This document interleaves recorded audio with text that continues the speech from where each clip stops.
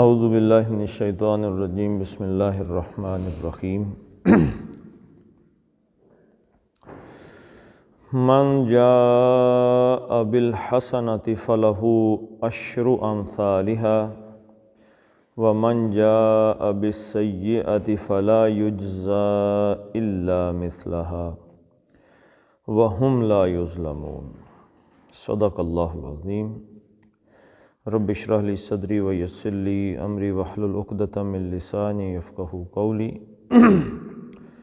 اللہم صلی علی محمد وعلی آل محمد کما صلیت علی ابراہیم وعلی آل ابراہیم انک حمید مجید۔ اللہم بارک علی محمد وعلی آل محمد کما بارکت علی ابراہیم وعلی آل ابراہیم انک حمید مجید۔ من جاء بالحسنۃ،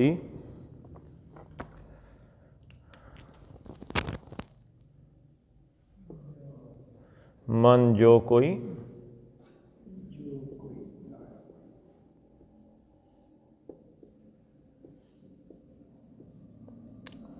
جاء،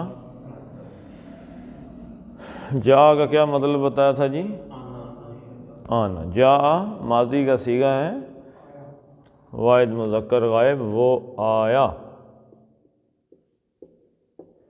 اور بعض بی کے پریپوزیشن کے ساتھ صلے کے ساتھ آتا ہے تو ویسے ترجمہ ہوتا جاتا ہے وہ آیا ساتھ، لیکن اس کو جب بعض بی کے ساتھ آتا ہے جا تو اس کا مطلب ہوتا ہے لانا۔ من جاء بہ، من جاء بہ جو لایا، بعض بھی وہ لایا، الحسنتی،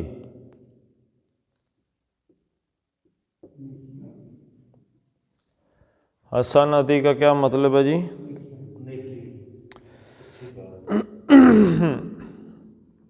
گول تا کا کیا مطلب ہے؟ ایک تو اس کا مطلب ہے مؤنث، دوسرا کیا مطلب ہے اس کا؟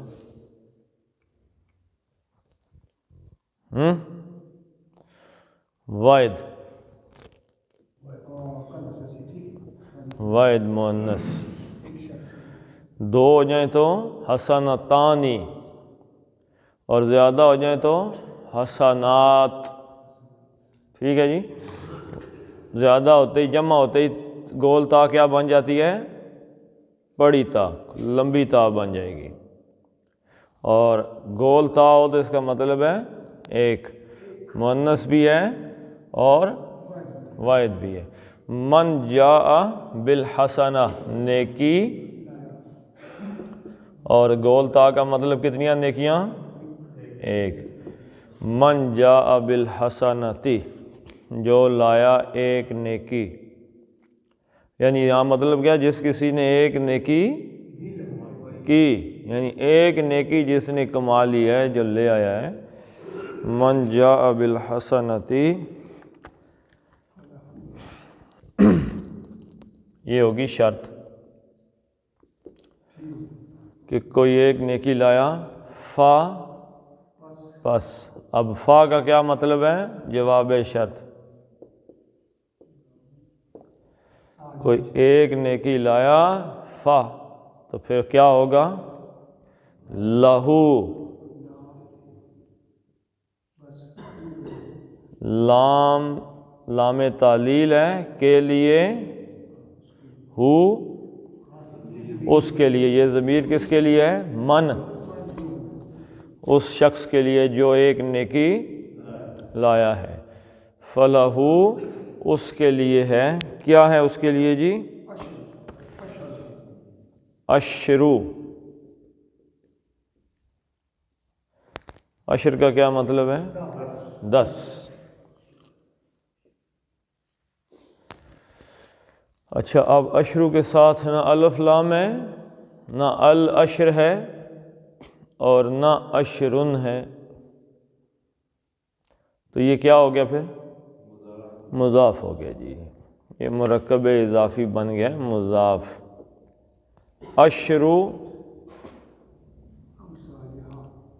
امثالی، اشرو امثالی، کوئی بھی اسم زیر جب لیتا ہے، زیر کسرہ، تو اس کی کتنی وجوہات ہوتی ہیں؟ صرف دو۔ کتنی جی؟ دو وجوہات۔ ان میں پہلی وجہ کیا ہے کہ وہ اسم مضاف الیہ ہوگا۔ کیا ہوگا جی؟ مضاف الیہ ہوگا۔ دوسری اس کی وجہ یہ ہے کہ اس کے پیچھے کوئی حرف ہوگا، حرف جر، جیسے من، جیسے الا، جیسے الا، جیسے فی۔ اس کو آپ لمبا، جتنے حرف جر ہیں نا وہ ہوں گے تو اس کے آگے آنے والا لفظ زیر والا ہوگا یا مضاف الیہ ہوگا۔ یہی دو شکلیں ہیں اس کی، زیر کسرہ آنے کی۔ اشر امثالہا، ہا کس کی ضمیر ہے جی؟ حسنہ کی، نیکی کی۔ امثالہا، نیکی کی مثالیں، امثالہا نیکی کی مثالیں، اشر امثالہا نیکی کی کتنی مثالیں؟ 10۔ من جاء بالحسنۃ، جو کوئی ایک نیکی کماتا ہے یا کما کے لایا، اس کے لیے ہیں 10 اس کی مثالیں، یعنی اس 10 نیکیاں۔ یعنی ایک نیکی جس نے کمائی تو اللہ اس کے لیے کتنی نیکیاں لکھتا ہے؟ 10۔ یہ کم سے کم ہے، یعنی جس نے ایک نیکی کر لی، ایک نیکی۔ لوگ کہتے ہیں جی نصیب یہ وہ، میرا لکھا ہی اتنا ہے فلاں، تو ایک نیکی جس کی لکھی ہے اللہ نے کتنی لکھ لی ہے؟ 10 لکھ لی ہے۔ من جاء بالحسنۃ، جو ایک نیکی کما کے لایا، فلہ اشر امثالہا، اس کے لیے اس جیسی 10 نیکیاں ہیں، یعنی کہ اللہ نے لکھ لی ہیں۔ ومن جاء بالسیئۃ، اور من جو کوئی جاء بھی لایا، یہ تو ہو گیا نا اوپر، ہاں جی؟ جاء بھی لایا، السیئۃ، سیئۃ، گول تا کا کیا مطلب ہے جی؟ مؤنث بھی ہے اور واحد بھی۔ جو کوئی لایا ایک برائی، یعنی ایک گناہ لے کے آ گیا، کسی نے ایک گناہ کیا۔ من جاء بالحسنۃ، جس نے ایک نیکی کمائی اللہ اس کی کتنے لکھے گا؟ 10۔ اور جس نے ایک گناہ کمایا، ایک برائی کمائی، فلا یجزا، یہ شرط ہوگی نا، اور جواب شرط کس چیز سے آ رہی ہے؟ فا سے۔ پس لا نہیں ہے یجزا، جزا اس نے بدلہ دیا، یجزی وہ بدلہ دیتا ہے، یجزا مجہول، فاعل فارغ ہو گیا، فاعل کدھر گیا جی؟ ختم۔ فلا یجزا، وہ بدلہ دیا گیا، پیسو ہو گیا نا، پیسو وائس ہو گیا نا۔ یجزا کیا مطلب ہے؟ یجزا کا جزا کا کیا مطلب ہے؟ بدلہ دینا۔ کہ جزاک اللہ، اللہ تجھے، جزاک اللہ کا کیا مطلب ہے؟ کبھی بھی اتنی بات نہیں کہنی چاہیے، یہ یاد رکھیں، ہمارے ہاں یہ طریقہ میں نے بہت دیکھا ہے، جزاک اللہ کہہ دیتے ہیں، جزاک اللہ، کبھی اتنی بات نہیں کہنی چاہیے، صرف جزاک اللہ نہیں کہنا چاہیے، آگے ایک لفظ کا اضافہ کر دیں، جزاک اللہ خیرا، اللہ تجھے بہتر بدلہ دے، اللہ تجھے بدلہ دے، کیا مطلب بدلہ دے؟ ہے جی، جزاک اللہ، اللہ تجھے بدلہ دے، جزاک اللہ خیرن، اللہ تجھے بہتر بدلہ دے، پوری بات کیا ہے؟ جزاک اللہ خیرن، آگے پھر جو مرضی بڑھا دیں، جزاک اللہ خیرن کثیرن طیباً، اچھا بدلہ دے، جزاکم اللہ خیر، جزاکم اللہ، جب کم کہیں گے تو پھر یہ جزاکا واحد کے لیے ہے اور کم جمع کے لیے، تم سب کو، جزاکم اللہ خیرا، اللہ تم سب کو بہتر بدلہ دے، کم جمع کا صیغہ۔ جزا کا مطلب کیا ہو گیا جی؟ بدلہ، جزا یجزی، وہ بدلہ دیتا ہے، یجزا وہ بدلہ دیا جاتا ہے، یجزا وہ بدلہ دیا، مضارع کا ہے نا، مضارع، دیا جاتا ہے، اور یہاں پہ دیا جاتا ہے، جو کوئی لایا ایک گناہ فلا یجزا، تو اس کو بدلہ نہیں دیا جائے گا الا، مگر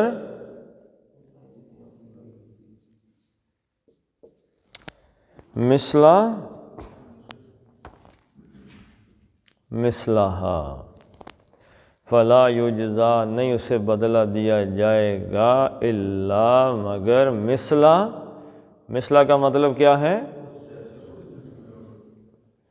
ویسا ہی،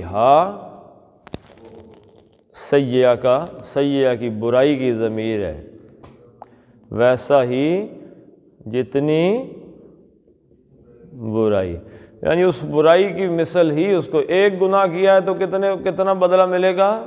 ایک گناہ، ایک گناہ کیا ہے تو ایک لکھا جائے گا، ایک نیکی کی ہے تو، اچھا کوئی ایسی صورت ہے جی آپ کو پتا ہو کہ ایک ہی نیکی لکھی جائے؟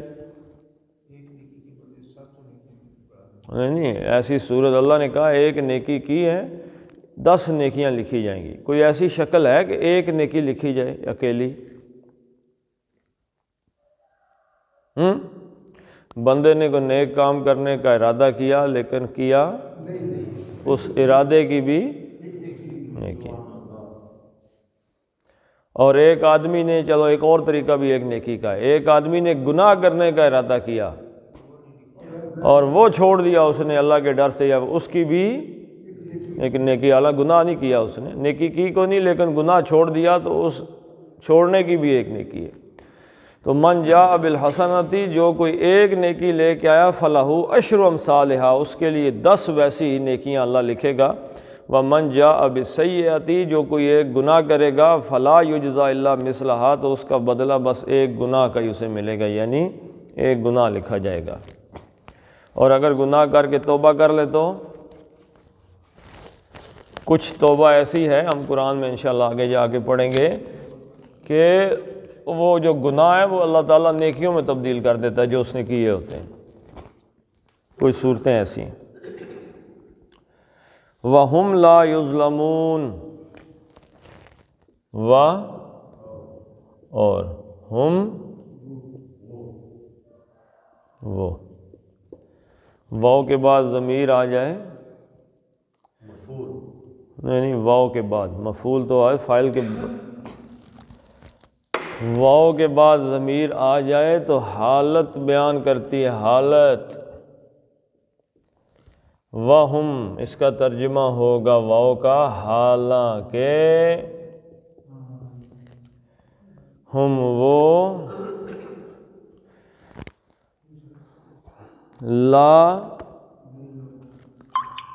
لا کا مطلب نہیں،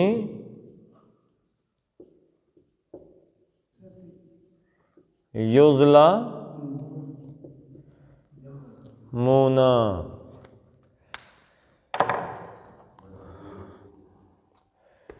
یظلم آ گیا تو ظلم یظلم، ظلم کرنا، یظلمون، ظلم کا کیا مطلب ہے ویسے؟ ظلم کا مطلب ہے حق تلفی۔ زیادتی کا معنی کیا ہوتا ہے جی؟ زیادتی کا کیا معنی ہے بتائیں؟ زیادہ ہونے سے زیادتی کا معنی ہے، مطلب کیا ہے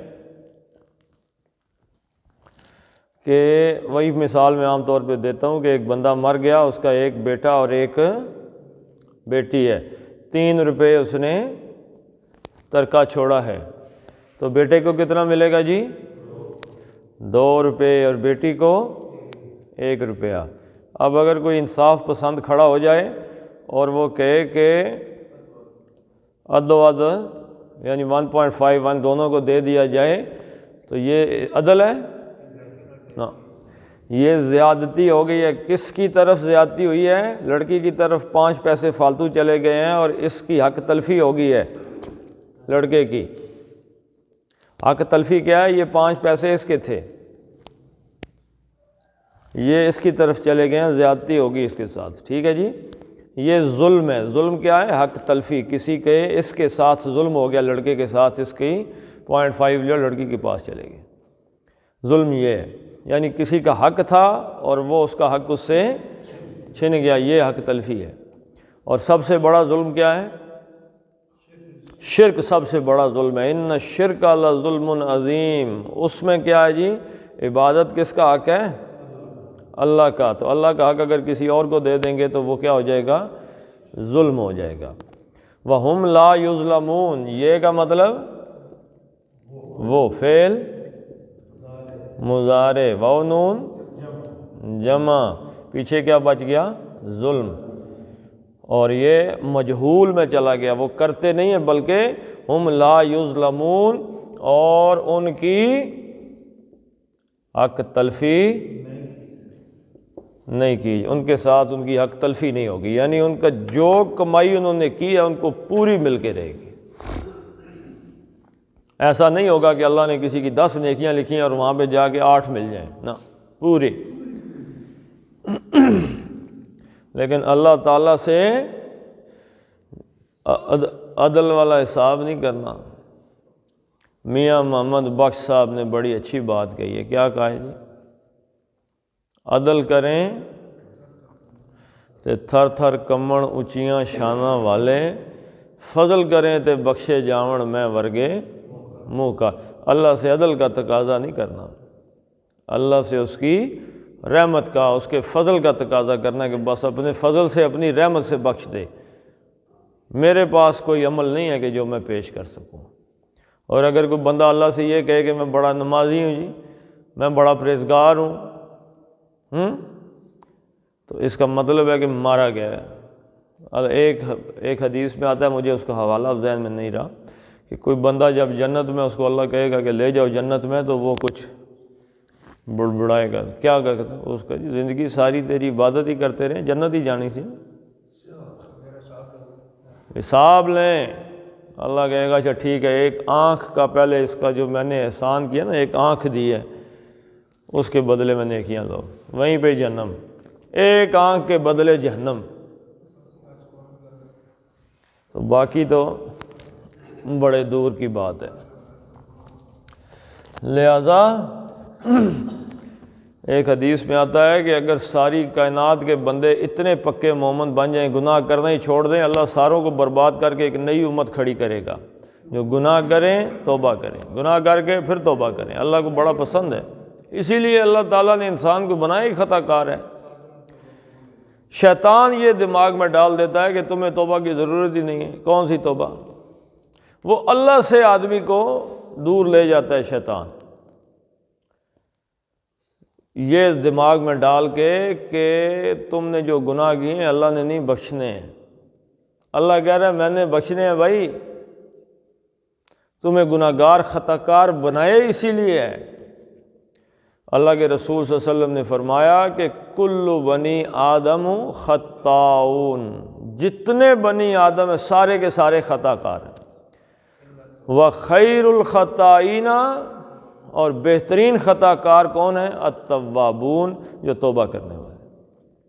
تو جب ہیں ہی خطا کار، اللہ کے رسول نے فرما دیا ہے خطا کار ہو، اور ان میں سے پھر سب سے بہتر کون ہے؟ جو وہ اللہ کے پاس توبہ کرنے چلے جاتے ہیں، یا اللہ معافی دے، استغفر اللہ استغفر اللہ۔ اللہ کو پسند ہے۔ شیطان دماغ میں ڈال دیتا ہے کہ اللہ نے تمہیں معاف نہیں کرنا، جاؤ کوئی اور سہارا پکڑ کے لاؤ۔ یہ جو ہم سارے پکڑ لیتے ہیں آگے پیچھے سے، میری سنتا نہیں، اس کی ٹالتا نہیں، یہ شرک کہاں سے آتا ہے دل کے اندر؟ جب یہ خیال ہوتا ہے کہ اللہ نے مجھے معاف نہیں کرنا۔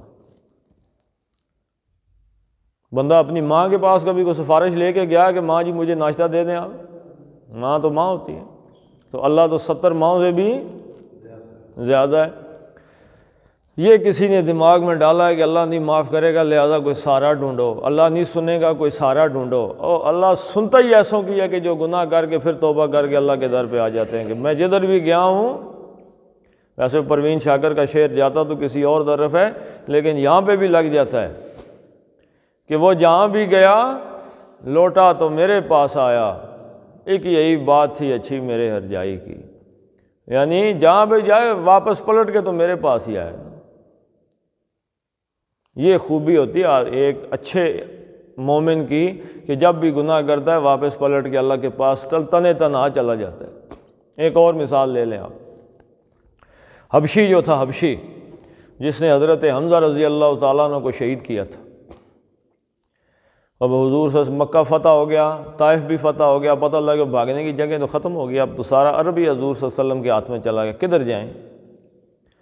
تو اب حضور صلی اللہ علیہ وسلم کی محفل لگی ہوئی ہے، سارے صحابہ بیٹھے ہوئے ہیں، تو وہ آ گیا، وحشی نام تھا اس کا، تو اس نے اپنے منہ کے اوپر نا ایسے کپڑا ڈالا، منہ اپنا کور کیا ہوا تھا، تو آتے آتے سیدھا حضور صلی اللہ علیہ وسلم کے سامنے آ کے بیٹھ گیا۔ اب کسی کو کیا پتہ یہ کون ہے، اس نے اپنا چہرہ تو کور کیا ہوا، تو بیٹھ کے اس نے اپنے چہرے سے جب نقاب اٹھایا تو اللہ کے رسول سے کہا کہ یا رسول اللہ صلی اللہ علیہ وسلم، مجھ جیسے انسان کے لیے بھی کیا اللہ کے پاس بخشش ہے؟ حضور صلی اللہ علیہ وسلم نے فرمایا ہے، کیوں نہیں، کیوں نہیں، بالکل ہے۔ یعنی جس بندے نے اللہ کے رسول صلی اللہ علیہ وسلم کو انتہائی دکھ دیا اس کے لیے بھی بخشش ہے، لیکن خود گیا ہے، خود ہی آ گیا، اس نے کہا جی اب مارنا ہے تو مار دیں، معاف کرنا ہے تو۔ اللہ تعالیٰ کو آپ کیا سمجھتے ہیں کہ اللہ تعالیٰ ہم جیسا ہے؟ چھوٹی چھوٹی باتوں پہ ہم دل میں کینہ رکھتے ہیں، بغض رکھتے ہیں، دشمنی پال لیتے ہیں۔ اللہ بڑا ظرف والا ہے۔ جائیں خود اللہ کے پاس، اور سب سے بہترین وقت رات کا ہے۔ جب بھی گناہ ہو جائے رات کو کھڑے ہوئے اللہ کے سامنے، یا اللہ مجھے معاف کر دے، اللہ معاف، 1 منٹ میں اللہ، ایک پہلے کہنے پہ اللہ معاف کرتا ہے، دوسری دفعہ کہنے بھی نہیں دیتا، نیت صاف ہونی چاہیے، اللہ معاف کر دے۔ اکرمہ کو اللہ تعالیٰ نے مسلمان کیا۔ تو یہ ضروری کیا ہے؟ اللہ کے رسول صلی اللہ علیہ وسلم کی ایک اور حدیث آ گئی ذہن میں، اللہ کے رسول نے فرمایا جب ایک بندہ توبہ کرتا ہے تو اللہ کو کتنی خوشی ہوتی ہے۔ اس کی مثال کیا دی ہے اللہ کے رسول نے کہ ایک آدمی کے پاس اس کا اونٹ تھا، اس اونٹ پہ کھانے پینے کی چیزیں تھیں، سامان تھا سفر کا، اور وہ صحرا میں سفر کر رہا ہے جہاں پہ نہ پانی ہے، نہ کھانا ہے، نہ سایہ ہے، اور وہ کہیں پہ لیٹتا ہے، اس کی آنکھ لگتی ہے، آنکھ کھلتی ہے تو اونٹ غائب ہو جاتا ہے۔ اب میں نے تو نہیں دیکھا صحرا، جن لوگوں نے صحرا دیکھا ہے وہاں پہ جو کچھ نہیں پتہ لگ گیا مر گیا، اب میں اونٹ نہیں ہے تو مر گیا، پانی نہیں ہے تو کتنا چلوں گا صحرا میں، آخر کہیں جا کے مر جاؤں گا۔ اب وہ اونٹ ڈھونڈتا ہے، ڈھونڈ کے تھک جاتا ہے، اور اسے اندازہ ہو جاتا ہے اب میری موت آ گئی، وہ لیٹ جاتا ہے۔ اب ایسے اس کی آنکھ لگتی ہے، جب آنکھ کھلتی ہے تو اس کا اونٹ سامان کھانے پینے سمیت اس کے سامنے کھڑا ہے۔ اب اللہ کے رسول نے فرمایا وہ اتنا خوش ہو جاتا ہے کہ وہ کہتا ہے کہ اے اللہ تیرا شکر ہے، تو میرا بندہ اور میں تیرا رب ہوں، الٹا کہہ جاتا ہے، اتنی زیادہ خوشی ہوتی ہے اس اونٹ کو دیکھ کے۔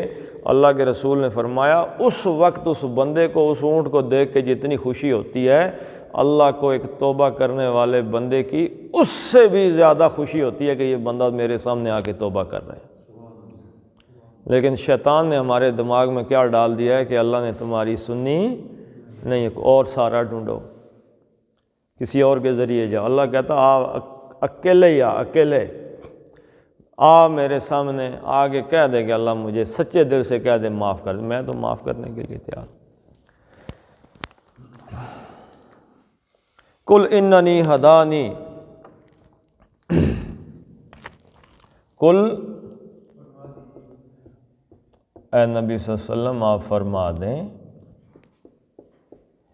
اننی، ان بے شک، نی مجھے، انی بے شک میں، اننی بے شک مجھے۔ انگریزی کے 3 لفظ ہیں، آئی، مائی، می۔ آئی، مائی، می، یہ تو پتہ ہی ہے نا۔ تو آئی کیا ہے؟ فاعل، می کیا ہے؟ مفعول، اور مائی کیا ہے؟ پوزیسو کیس ہے، کوئی چیز میری ہے، ٹھیک ہے جی۔ تو ایسے یہ آتا ہے، جیسے آئی کے لیے آ جائے گا انا، میں، یا اگر فعلی جملہ ہے تو آ جائے گا کنتو یا فعلتو، میں نے یہ کام کیا ہے۔ مائی آئے گا چھوٹی یہ آ جائے گی، جیسے رب ان سے رب، ربی میرا رب، اور می آئے گا تو اس کے لیے نی آ جائے گا۔ فرض کیا اس میں لکھ دیتے ہیں کہ ضربا نی، نی می، اس نے مجھے مارا۔ بات سمجھ رہے ہیں کہ نہیں؟ اننی بے شک مجھے، قل اننی بے شک مجھے، ہدانی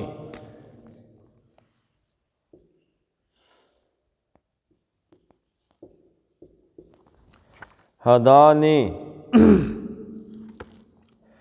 ہدا اس نے، ہدا واحد مذکر غائب کا صیغہ ہے، اس نے ہدایت دی، نی مجھے۔ قل اننی ہدانی بے شک مجھے، ہدانی اس نے ہدایت دی، کس نے ہدایت دی جی؟ ربی، یا وہی پہ می والا مائی، سوری مائی والا آ گیا رب، مائی لارڈ، میرے رب نے۔ کہاں سے آیا ہے جی؟ اصل میں ربن تھا تو یہ ربی بن گیا، میرے رب نے۔ قل اننی ہدانی ربی، آپ فرما دیں نبی صلی اللہ علیہ وسلم مجھے میرے رب نے ہدایت دی۔ میری رہنمائی کس نے کی ہے؟ میرے رب نے۔ الہ کا مطلب کیا ہے؟ کی طرف۔ اب یہ الہ کیا ہے؟ حرف جر ہے۔ اب اس کے بعد اسم آ جائے تو اس کو کیا ہونا چاہیے؟ نہ مجرور، کیا آپ نے کہا ہے؟ مجرور، زیر ہونی چاہیے حالت ہے، حالت حرف جر جو ہے اپنے اسم کو مجرور کرتا ہے، کسرہ زیر دے دیتا ہے۔ الہ صراطن، یہ 2 زیریں آ گئی نا، زیریں کیوں آئی ہیں جی؟ الہ کی وجہ سے، یہ دیکھیں نا، صراطن مستقیم،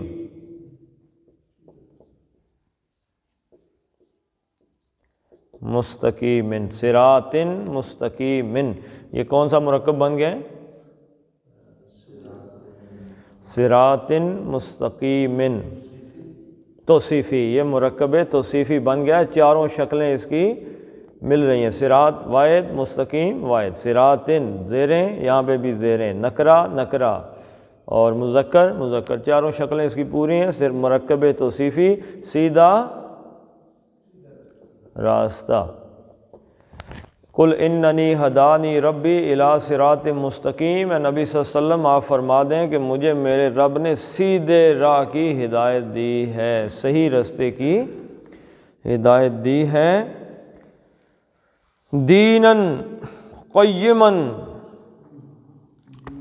یہ جو سیدھا رستہ ہے یہ کیا ہے؟ یہ دین ہے، دینن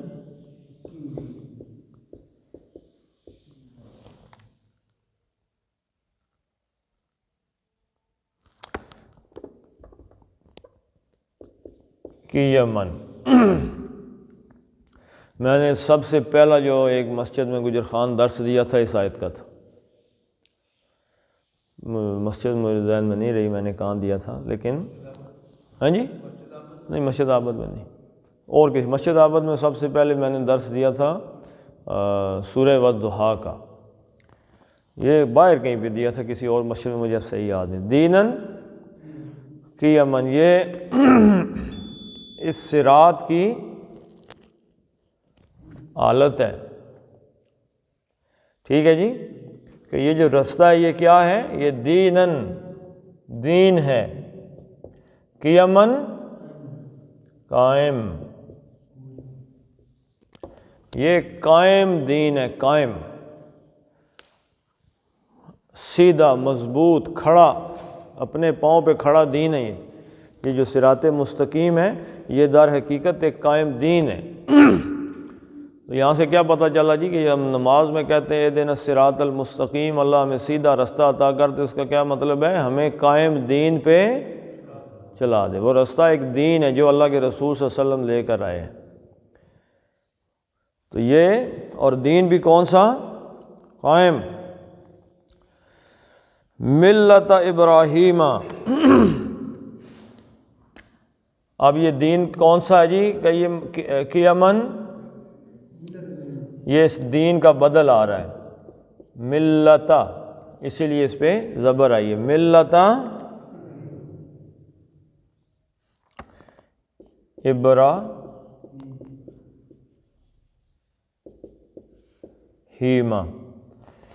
اب یہ اس پہ دو زبریں دینن، تو یہ ملتن کیوں نہیں ہوا؟ ملتا کیوں ہو گیا جی؟ نہ الف لام آیا نہ دو زبریں آئیں، کیا بن گیا؟ یہ مضاف بن گیا، مضاف، اور ابراہیمہ مضاف الیہ بن گیا۔ آپ کہیں گے اس پہ زیر نہیں آئی، مضاف الیہ کے نیچے تو زیر ہوتی ہے، لیکن یہ جو غیر عربی لفظ ہے نا، غیر منصرف ان کو کہتے ہیں، جو عربی کے لفظ اپنے نہیں ہیں، باہر سے آئے ہیں، کسی اور زبان کے ہیں، ان میں یہ زیر والا ایسا ہی کوئی نہیں ہے۔ ابراہیم، ابراہیمہ، ابراہیمہ، دونوں زبریں ہی آتی ہیں، تو یہ حالت اضافی میں ہے، مجرور ہی ہے یہ، لیکن اس پہ زیر آئی نہیں ہے۔ ملت ابراہیم، ترجمہ اس کا ایسے ہی ہوگا، ابراہیم علیہ السلام کا طریقہ، ملت، ٹھیک ہے جی۔ دینن قیمن، یہ ایک قائم دین ہے، اس کا بدل کیا ہے؟ یہ حضرت ابراہیم علیہ السلام کا طریقہ ہے، آپ کا دین ہے، یہ آپ کی ملت ہے، ملت ابراہیم۔ اور اب حضرت ابراہیم علیہ السلام کی حالت آ رہی ہے آگے، حنیفن، حضرت ابراہیم علیہ، حنیف کس کو کہتے ہیں؟ یکسو کو۔ دیکھیں عربی زبان کا ایک بڑا حسن ہے، ایک ہے جیم نون فے اور ایک ہے ہا نون فے۔ اس کا مطلب ہے جیم نون فے کا مطلب ہے، یہ قرآن حکیم میں وصیت کے باب میں جہاں پہ سورہ بقرہ میں آیا ہے، جنفن کا لفظ استعمال ہوا ہے کہ اگر وصیت کرنے والا کا جو ہے وہ کہیں جھک گیا، کسی ایک غلط طرف چلا گیا ہے، تو جو موسن وصیت کرنے والا اگر غلط طرف چلا گیا تو جو اس وصیت کو بیان کر رہا ہے وہ اس کو ٹھیک کر سکتا ہے۔ وصیت کرنے والے نے اپنی وصیت میں اگر کچھ غیر شرعی حرکت کر دی ہے تو جس کو وصیت دے کے گیا ہے نا، وہ آگے بیان کرتے ہوئے اس کو خود درست کر دے تو اللہ کے رسول نے کہا، قرآن نے کہا کہ اس پہ کوئی گناہ نہیں ہے۔ تو جنفن کسی طرف جھک جانا، یعنی جو حقیقت ہے اس سے کسی اور طرف چلا جانا، دائیں بائیں کہیں گر جانا، اس کو یہ کہتے ہیں۔ اور حنفن کہتے ہیں حنیفن، بالکل صرف ایک رستے پہ ہونا، یکسو ہونا، اس میں کوئی دیگر نہیں ہے۔ حضرت ابراہیم علیہ السلام یکسو تھے، کوئی دوسرا پہلو ان کی زندگی میں دائیں بائیں سے داخل نہیں ہوا۔ وہ کس چیز میں یکسو تھے؟ حنیفاً وما کان من المشرکین اور ما نہیں تھے، کانا تھے.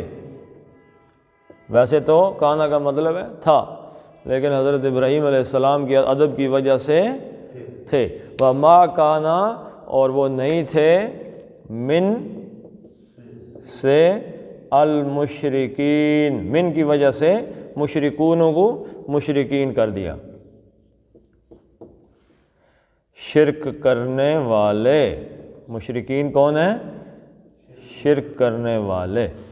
وما کان من المشرکین وہ شرک کرنے والوں میں سے نہیں تھے.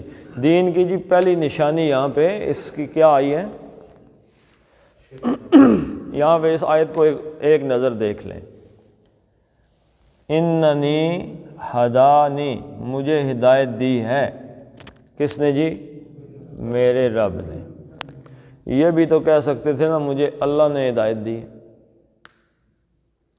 کیا کہا جی؟ مجھے کس نے ہدایت دی ہے؟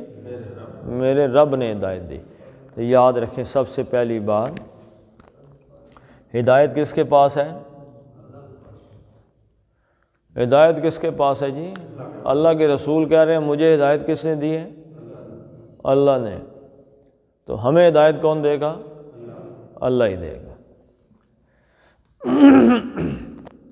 ربی میرا رب، رب کے ساتھ اپنا تعلق ظاہر، رب کے ساتھ تعلق بنے گا تو رب ہمیں ہدایت دے گا. یہ بھی کہہ سکتے تھے نا اننی ہدانی، آگے اللہ کہہ دیتے اللہ نے ہدایت دی، لیکن نہیں کہا ربی کا، میرا رب. رب کے ساتھ ایک تعلق جوڑا. الی صراط مستقیم دینا قیما، ایک دین کے، یہ جو دین ہے اللہ کے رسول نے جو ہمیں دین دیا ہے، یہ دین اس کی طرف ہدایت کس نے دی ہے؟ رب نے ہدایت دی ہے.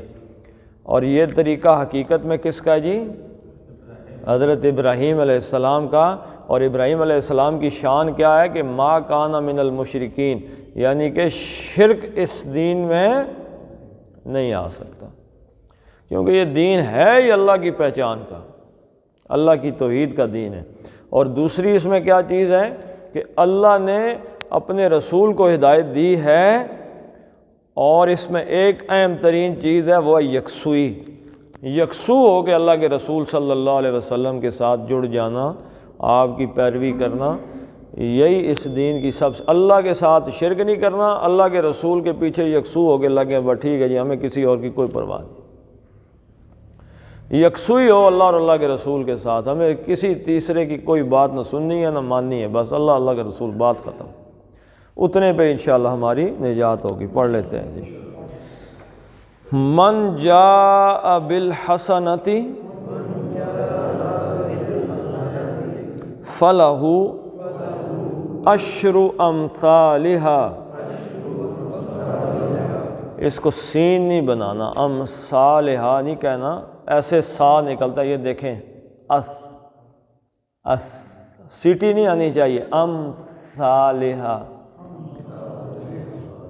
فلہ عشر امثالها ومن جاء بالسیئۃ فلا یجزا. یجزا کا کیا مطلب ہے جی؟ نہیں یج، جیم جو ہے، سوری جیم کیا ہے؟ قلقلہ. یجزا. اچھا ایک بات یاد رکھیں، حسنتی اور سیئتی، اس میں حسنا اگر کر دیا یا سیئہ کر دیا تو یہ جمع ہو جائے گا. بالحسناتی کر دیا تو یہ جمع ہو جائے گا، واحد نہیں رہے گا. اور بالسیئاتی کر دیا تو چلو یہاں سے پڑھ لیں. ومن جاء بالسیئۃ فلا یجزا الا مثلها وهم لا یظلمون. قل اننی ہدانی ربی الی صراط مستقیم دینا قیمم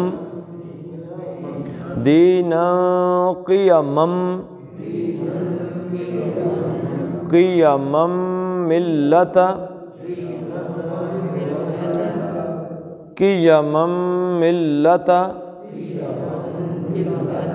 ابراہیم حنیفا وما کان من المشرکین صدق اللہ العظیم۔ اللہم صلی علی سیدنا و مولانا محمد وعلی آل محمد کما صلیت علی ابراہیم وعلی آل ابراہیم انک حمید مجید۔ اللہم بارک علی محمد وعلی آل محمد کما بارکت علی ابراہیم وعلی آل ابراہیم انک حمید مجید۔ اللہم اغفر لهم وارحمهم وحاسبهم حسابا یسیرا وادخلهم الجنہ واعذهم من عذاب القبر ومن عذاب النار۔ اللہم اذہب الباس رب الناس واشف انت الشافی لا شفاء الا شفاؤک شفاء لا یغادر سقما۔ اسأل اللہ العظیم رب العرش العظیم یشفینا۔ ربنا فاغفر لنا ذنوبنا وکفر عنا سیئاتنا وتوفنا مع الابرار۔ ربنا هب لنا من ازواجنا وذرياتنا قرة اعین واجعلنا للمتقین اماما۔ استغفر اللہ ربی من کل ذنب واتوب الیہ۔ فصلی اللہ تعالی علی خیر خلقہ محمد وعلی آلہ وصحبہ اجمعین برحمتک یا ارحم الراحمین۔